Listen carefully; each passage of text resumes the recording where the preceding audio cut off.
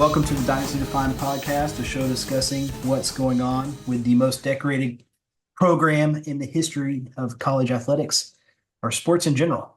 The Dynasty Defined podcast. I'm your host, Lee Cothran, joined once again by the one and only Daton Fix. Daton, thanks for taking some time out before you head out to Bulgaria to compete again. Yeah, thanks for having me. Well, it's been an exciting few weeks for the Cowboys. A lot of really exciting wrestling taking place.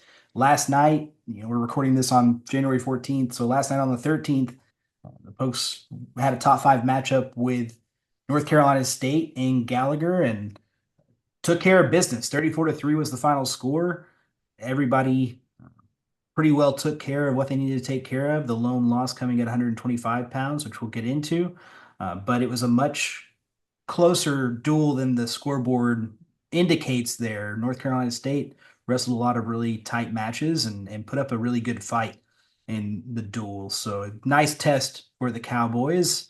But definitely want to discuss weight by weight what happened there and then look ahead to West Virginia as the Cowboys will be hosting them this coming Sunday.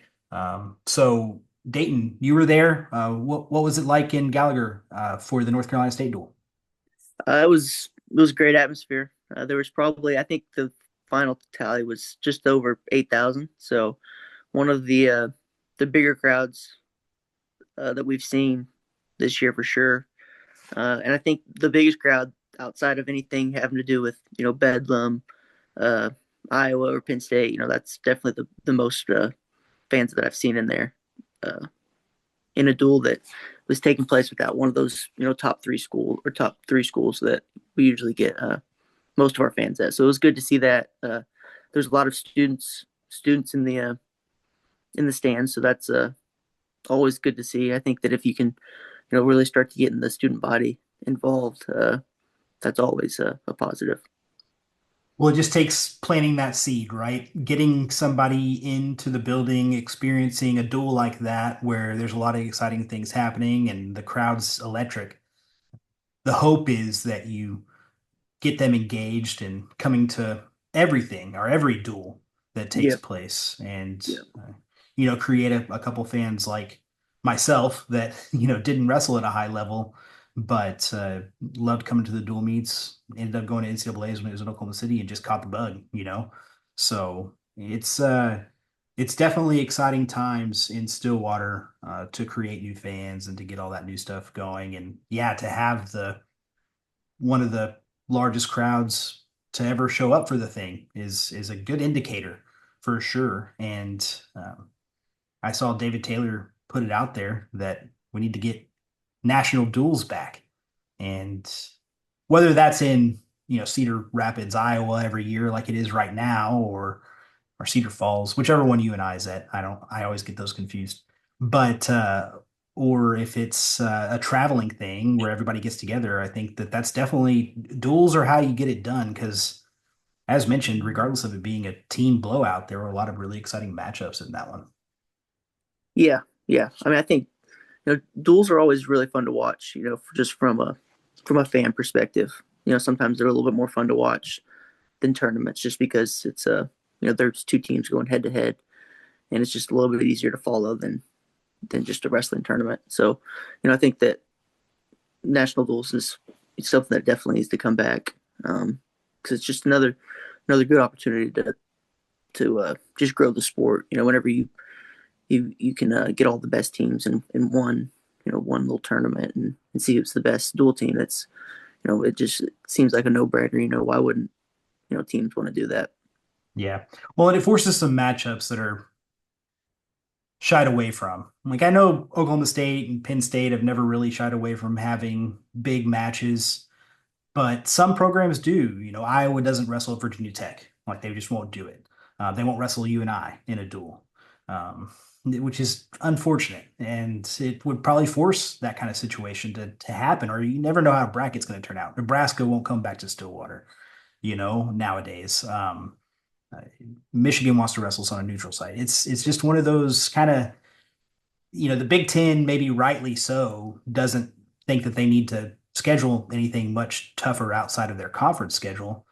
And it definitely hurts with heck, I think it's really hurting programs like Indiana or Wisconsin or Michigan State to not really get the excitement that goes along with having an Oklahoma State come to town, or heck, even a Northern Iowa or South Dakota State or Virginia Tech or a North Carolina State. So forcing some of those matchups to happen, and then you start to get the bug and you start to realize, okay, we need to be prepared for these really tough duels would probably be really, really good for engagement, plus growing some of the sport outside of Stillwater, Iowa City, and State College, right? Yeah, definitely, definitely. And I guess New Jersey, they're just a special thing, American Dagestan, all that stuff. So, um, well, getting into last night, glad the crowd was awesome. Definitely some really engaging moments. Started off a little, not exactly how you want to start off or how you've grown to expect it to start off with Troy Spratley falling to Vince Robinson. Last week I went on with Trent Hiley, and he said that that was a Friday night semifinals matchup at NCAA's, and I thought, man, the guy's doing really well in his redshirt freshman season, but I don't know if I necessarily agree with that. Watched a little bit of tape on him, but he came out and showed like, hey, actually, yeah, he is a guy that is gonna um, be a force to be reckoned with here, and he picked up his first marquee win of his career against Troy Spratley. Yeah, that's a definitely a tough environment for a redshirt freshman. First match of the night in a probably one of the bigger duels that he's ever wrestled in. And he wrestled pretty good. His style, he kind of he has a lot of speed, so he tends to back up a little bit just to get guys to come into him so he can fire off some attacks from the outside. And Troy just he got the legs I think twice throughout the match and just couldn't find a finish. But I think that dropping a match in the middle of the season, it's not always the worst thing that can happen. Especially for someone like Troy, he's been having a lot of success, a lot of good wins. This is just going to be a good opportunity for him to, kind of bring him back down, sit him down, look at what he needs to work on. And I think that he can, jump in another level now that he's, knows what it's going to take to beat him. And I think that it's only up for Troy from here. For sure. And, that's just part of it. Sometimes you drop, especially against a guy like this that's super talented, has that. Um, I mean, he won the scrambles ultimately. Yep. And for Troy, he's been in that position a lot of times where he's been the guy who comes out on top in those scrambling situations. So it kind of gets into a toss up. Stylistically, they're very similar in their speed. So, you get a rematch of this. If this is a semifinals type of matchup, then, you like Troy in that one. But this is good. It's just good experience. And at 125 especially, you just never know. Like these freshmen come out of nowhere all the time at that weight class. And I'm really curious to see how uh, Troy responds, though. It's and to your point before, after the first couple of duels of the season, he has a pretty short memory when it comes to these things. Yep, definitely.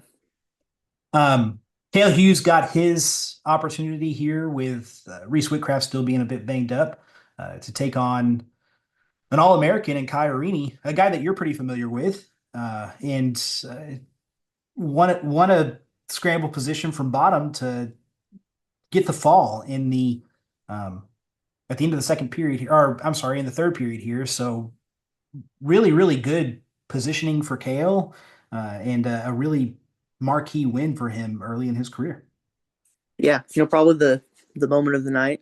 It was really good to see Kale go out there and just wrestle hard. He first period there was no takedown, but he was pushing the pace. He got the legs a couple times, and then put a hard ride on him for in that second period, which is impressive, especially for a freshman to go out there and ride the full period. That's not easy to do, especially with someone like Arini who is a little tricky. He has some tricks that he can do. And then in the third period he just found himself in a kind of a 50-50 situation and ended up on top and and got the fall. It was just an electric moment. Definitely the pinfetti cannon went off, that new thing. So that's a lot of fun to get that going early in the duel, and it kind of turned things around. You after the loss to for Troy, you were looking at this one and thought, man, this could be a start off, 6-0 for NC State, Yep. um, and really set the tone for the rest of the night. It was all pokes from here on out. Uh, After this massive win, and uh, always nice to see the videos and to see the fans up on their feet. Everyone gets really excited for a good pinfall, especially coming out of those 50-50 situations where um, at the first instance, Kale looked like he was in a little bit of trouble. Yeah. And then he Yeah. rolls through it, you know, finds himself in an advantageous situation and then takes advantage of it, gets that reverse headlock and finishes, which is not something. It just showed really great mat and match awareness from Hale. Yeah. Yeah. It's just a perfect example of just wrestling through every position. Even if you would have given up a couple back points, if you would have just kept wrestling through that position, you never know. You could end up on top and get the fall just like Kale did. So it was just a great job of just wrestling through whatever situation you get in. Also shows why folks are really excited about him. Being a blue chip prospect, um, it's definitely a guy that you want to see in the lineup. But at the same time, Reese brings that same electricity at 133. So you've got an interesting champagne problem there at 133 pounds, it seems like, for Coach Taylor and company. Yeah, for sure. Tegan Jameson took care of business. This was the only unranked matchup of the night. Just Tyler Tracy for North Carolina State was overmatched.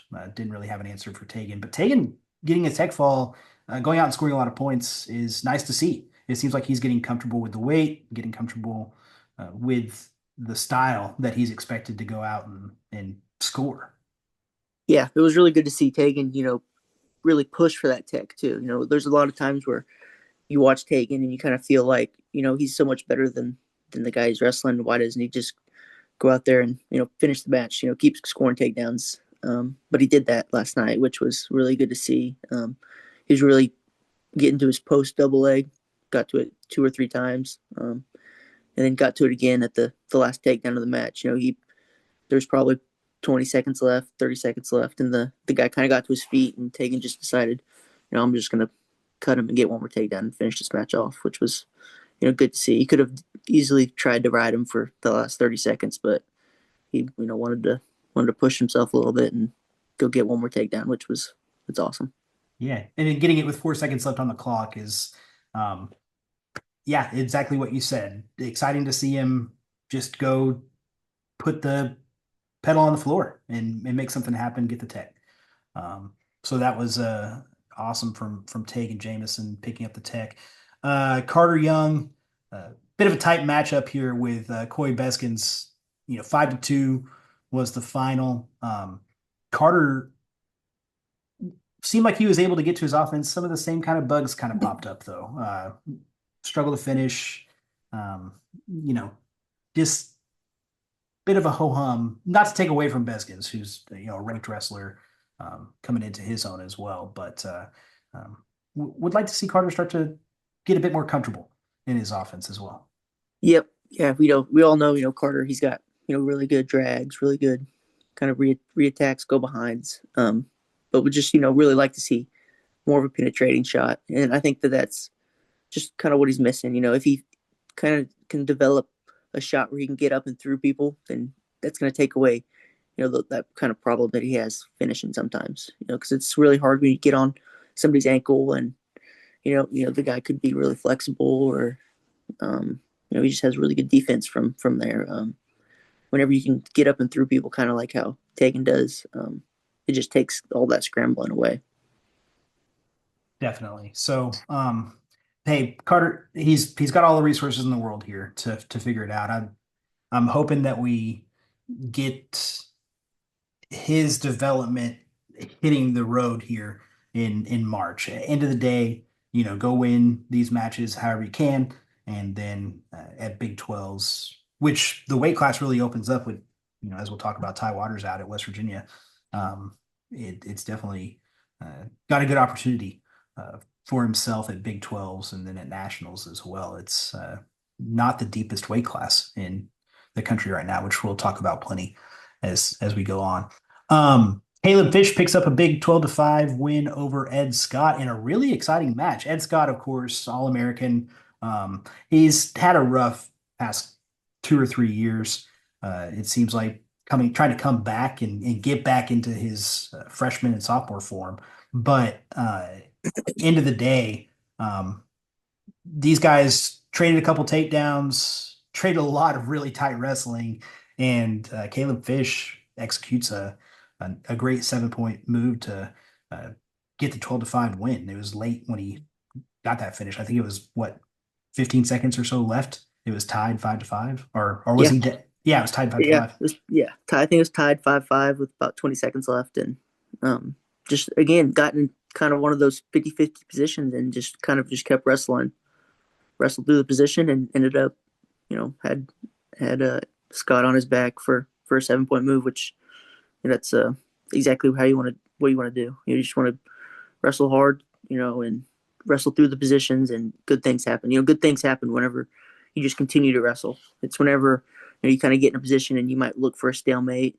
You kind of start to hold on to the leg, and the other guy keeps wrestling, and you give up a takedown instead of holding on for a stalemate, and you're waiting for the official to blow the whistle. You just keep wrestling and score your points. And Caleb did a really good job of that, and took him to his back. I thought he might, get another fall, which would have been nice, but he still, I think he ended up getting did he get a major decision, or did he only win by only 7? And he won by 7. Yeah, one more point for the major, but still really big win for Fish. And he's exciting to watch. He's definitely just kind of goes out there and lets it fly, which is good to see. Yeah. Well, and this kind of exemplifies that the posts are just coming out on top in these 50-50 situations and in these toss-up matches. Because this is a blood round match, right? This is the kind of match that if you're Caleb Fish, you've got to beat guys like Ed Scott, who are in that 8 to 12 ranking, which is about where Fish finds himself.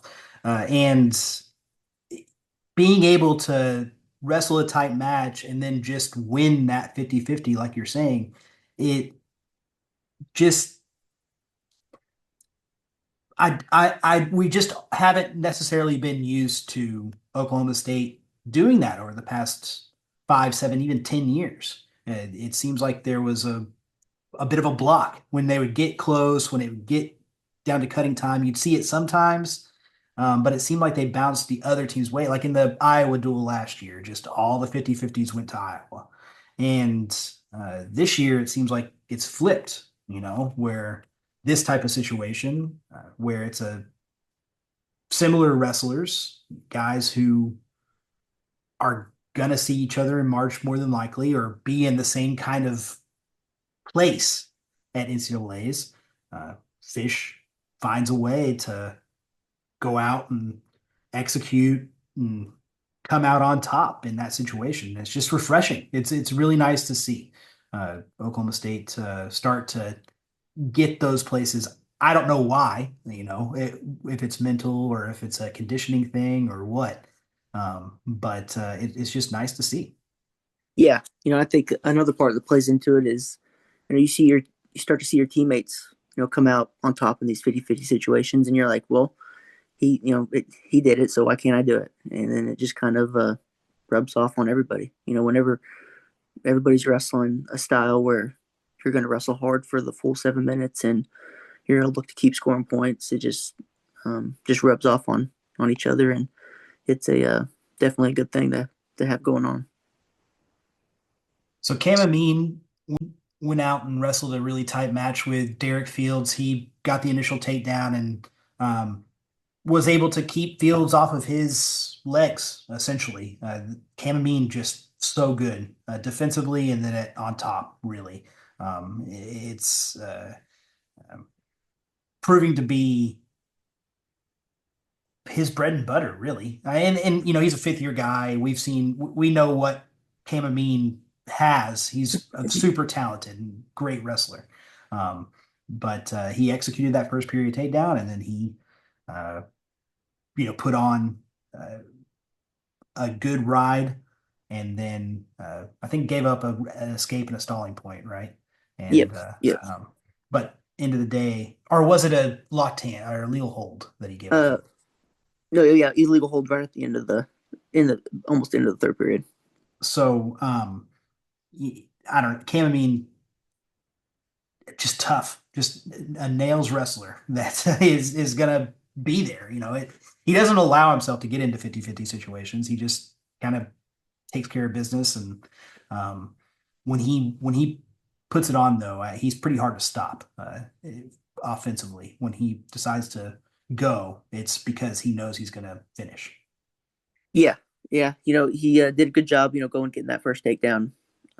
Would definitely like to see one more takedown in there just to widen that gap a little bit because you come down to the third period and he's in a situation where if this guy sneaks a takedown, we're tied up 5-5 going to overtime when Mhm. really Cam he controlled the whole match for the most part.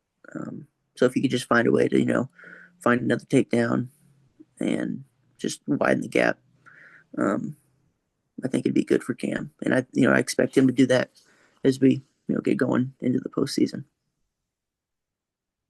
Definitely 165 doesn't get easier ever, I think. I think 165, 174 are just two weights that are going to be deep, and everybody's pretty well good there. And yeah, he's got a great opportunity, though.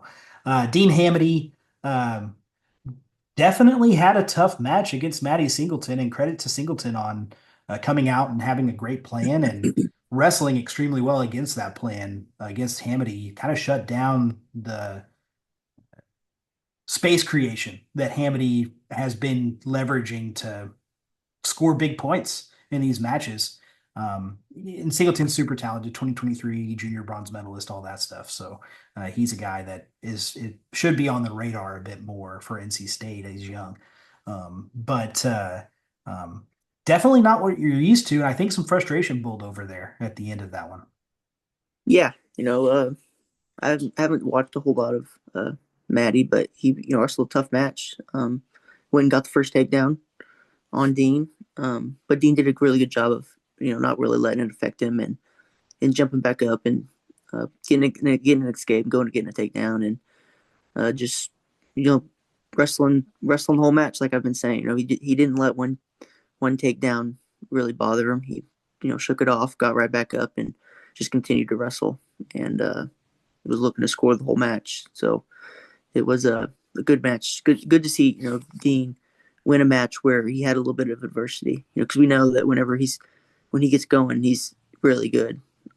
But sometimes in the past, whenever he's faced a little bit of adversity, uh, that's when you see a different side of DJ. But last night he didn't let that bother him and just wrestled through the positions and came out on top, which was really good to see.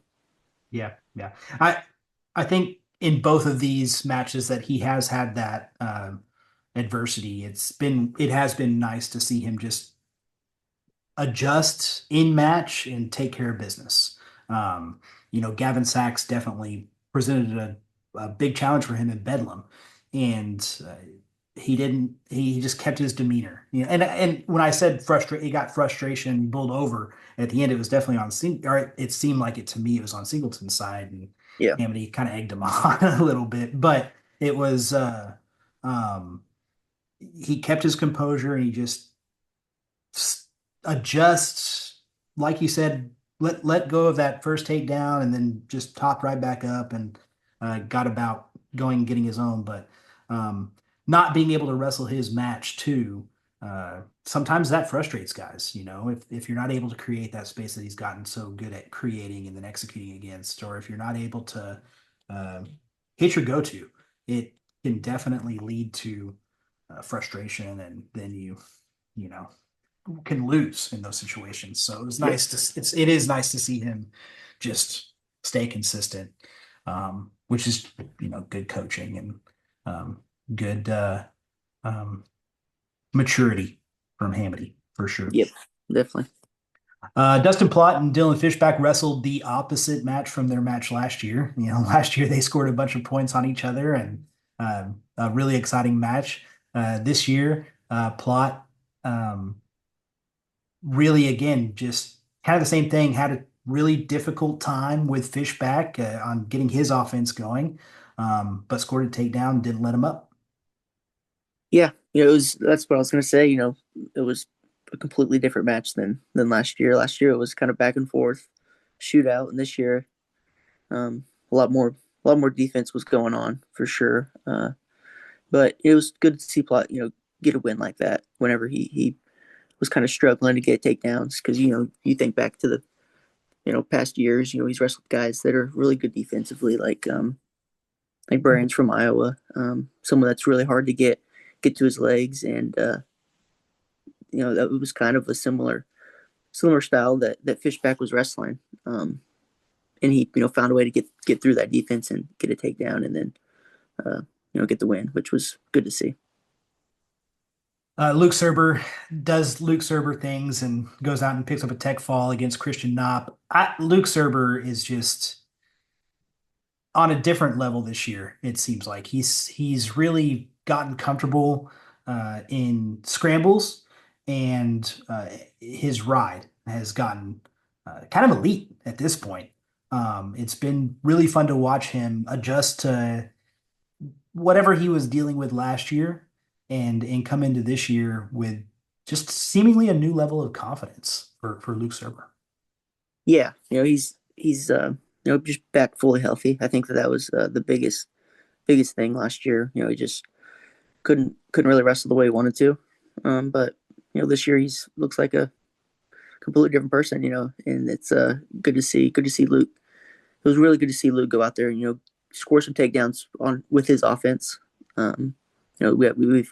We know that he's really good at scrambling when guys get to his leg, but it was good to see him generate some offense of his own. And yeah, he's getting really good with that little crossbody ride that he's been working, and he's going to be a handful, come March for sure for I think anybody in the weight class. And Knopp has been sitting behind, Trent Hidlay for 5 years at NC State. He's been waiting his turn. He's got great training partners there and is a really strong wrestler. So it wasn't just going up and beating up on just some guy, right? This was a very experienced ranked guy, and Luke just um, dominated that match. I mean, it was a really good performance by him, and yeah, I'm pumped up for his progression here uh, as we move forward. I know he's got some big tests coming up for sure. 197, similar to 65 and 74. There's a lot of guys in that weight that are um, you can say are going to compete for a national championship. I think Luke's getting into that discussion for sure. And then Wyatt Hendrickson takes care of business against Isaac Trumbull. Trumbull definitely changed his plan from CKLV. And this is a guy, Isaac Trumbull, runner up at Olympic trials at about 220 pounds. So he's a tweener, but wrestling up at heavyweight for NCAA's. He's a junior world champion, all that fun stuff, right? I think he's a U23 champ as well. So he's really, really solid wrestler. Trumbull is, and Wyatt kind of made a fool of him in Las Vegas in the CKLV finals there, and then Trumbull comes back with a better plan and wrestles really, really well against Wyatt, but Wyatt still comes out with a 10-4 win, which is it really speaks to how good Wyatt Hendrickson is to um, be number 3 in the country, wrestle number 4 in the country, and that guy has a plan, is executing it, is extremely talented, and you still beat him by 6 points. Yeah, why he looked great. Went out and got to his offense pretty quick. And he kind of obviously you expect Trumbley to have a different game plan than last time because obviously that one didn't work. So especially when you have someone that is as good as him, you know that he's not going to let that happen twice. He was probably pretty embarrassed that the last match went that way. So you knew that he was going to be a different person showing up, and it was just good to see Wyatt, dominate in a different way than he did the last time they wrestled. Got to his offense early, and kind of you could tell that he might have been a little tired towards the end of the match, but just kept wrestling and just got his hand raised. The 10-4 win over the number four guy in the country. That's obviously a great win. And Wyatt's kind of gotten to the point where some people are they might be disappointed that he only got a decision against the number 4 guy, which is that's saying a lot about how well he's been wrestling. So it's good to see him wrestling well, and he's just going to keep getting better. Yeah, I was gonna look and see here how many matches have gone 7 minutes for Wyatt Hendrickson this year. Um, he has had Probably two. Colton Yeah, Schultz Schultz. and Juan Mora. He teched, so in Bedlam he teched the guy at Oh, 7 minutes. right at the end. Yeah. Yeah. So yeah, not very common that he's having to wrestle a full 7 out Yeah. there. But yeah, just he was able to maintain his composure at the end and finish it off with a win. Wyatt Hendrickson has been a fascinating watch, and I've been saying it. He says it as well. Being able to focus a lot more on wrestling than he ever has before has to be pretty refreshing for him. And it's pretty crazy, looking at this is kind of a tangent, but looking at some of these guys, you've got Hendrickson, Plott, Hamity, all number 3 in the country. It's hard to believe with their performance thus far that there are 2 guys ahead of them at each weight, and none of them are really favorites to even make the finals at Yeah. NCAA's. Yeah. It's pretty wild to look at. That doesn't mean anything, right? They still have to go out and wrestle, and they have to do, and all of them are capable of beating the guys in front of them. But it's just we're at this place in wrestling where there are some real levels of competition that are just pretty fascinating to watch. And if you're at Oklahoma State, you're looking at it and you're like, man, is Troy Bradley our like best chance at winning a national title this year? It's kind of weird to think about that. I know Yeah. everybody, all 10 of them have the goal and they all want to go do that, but um, from a fan side, it's kind of weird to be like, man, we got these dominant guys, and none of them are favorites. Yeah.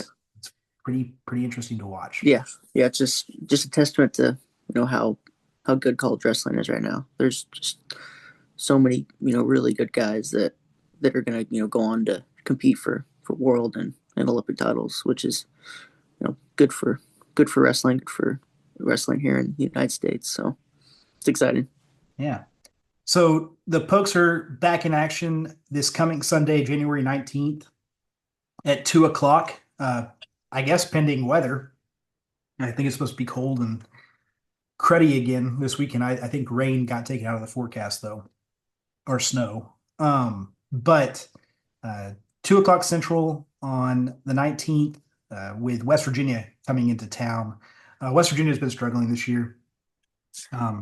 Was expecting them to be a lot better. Early in the season, they had some good quality wins, some guys really coming out of their shell for their program, but injury bug has bitten them quite a bit.